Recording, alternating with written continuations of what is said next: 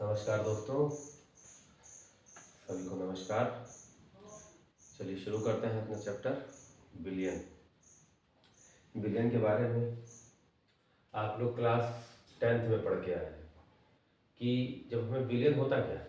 अगर मैं आप लोगों से पूछूं कि बिलियन क्या होता है तो आपका सीधा सा आंसर होगा कि हम एक कोई पदार्थ लेंगे जिसे विलय कहेंगे और किसी चीज़ में डालेंगे उसे विलायक कहेंगे। मतलब हमारे पास दो चीज़ें होंगी, एक विलेय होगा जिसे सॉल्यूट कहते हैं और एक विलायक होगा।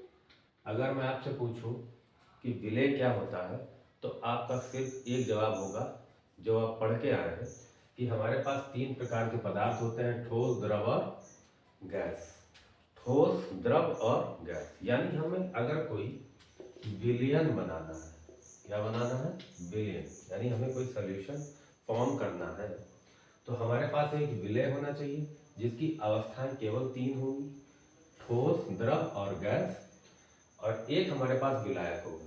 तो विलायक क्या होता है? अगर मैं आप लोगों से पूछूं कि विलायक, आपके मन में सबसे पहली बात क्या आती है, विलायक किसको लेना चाहिए, तो आपका सबसे पहला जवाब होगा पानी। Am I right? लेकिन विलायक तो बहुत से होते हैं। क्या बेंजीन विलायक नहीं होता है? क्या एसीटोन विलायक नहीं होता है? क्या क्लोरोफॉर्म विलायक नहीं होता है? ये भी तो विलायक होते हैं। लेकिन आपके मन में सबसे पहले पानी ही क्यों आता है? क्योंकि आपने इनमें से किसी को ज़्यादातर देखा ही नहीं, ज़्यादातर यूज़ ही नहीं किया है, इसलिए आप सबसे पहले किसको सोचते हैं, पानी। लेकिन आपको एक बात और बता दूँ, हम पानी को तो विलायक सोचते हैं, इसका एक और कारण भी है। पानी का डाई इलेक्ट्रिक कांस्टेंट DEC सबसे ज़्यादा होता है। ये DEC क्या होता है? DEC वो चीज़ होती है, आप सरल भाषा में समझिए कि जब हम किसी यौगिक की, किसी पदार्थ की, किसी अणु को तोड़ने की पावर बहुत ज़्यादा हो, उसे कहते हैं डाई इलेक्ट्रिक कांस्टेंट। पानी का डाई इलेक्ट्रिक कांस्टेंट सबसे ज़्यादा होता है, लगभग ये 80 होता है, 80।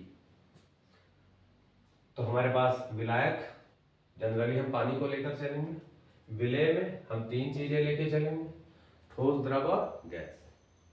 चलिए मान लेते हैं हमने एक ठोस लिया, तो अगर मैं आपसे पूछूं कि ठोस कितने प्रकार के होते हैं तो आप सीधे कहेंगे पीरियोडिक टेबल के आधार पर ठोस वे पदार्थ होते हैं जिनका बॉन्डिंग बहुत मजबूत होता है, आयनिक बॉन्ड बनाते हैं। जो आयनिक बॉन्ड बनाते हैं, यानी जो आयनिक बंध बनाकर बनते हैं, उन्हें ठोस कहते हैं। लेकिन मेरा एक सवाल है आप लोगों से, ठोस तो यूरिया भी होता है, ठोस तो फिनॉल भी होता है, कपूर भी होता है, ये भी तो ठोस होते हैं। आपने कभी कपूर को लेके कोई विलयन बनाया है? कभी पानी में डाला है? नहीं बनेगा। यूरिया को लेकर डालेंगे? नहीं बनेगा, क्योंकि यूरिया, फिनॉल, नेफ्थलीन ये सब अनायनिक होते हैं, ये आयनिक नहीं होते।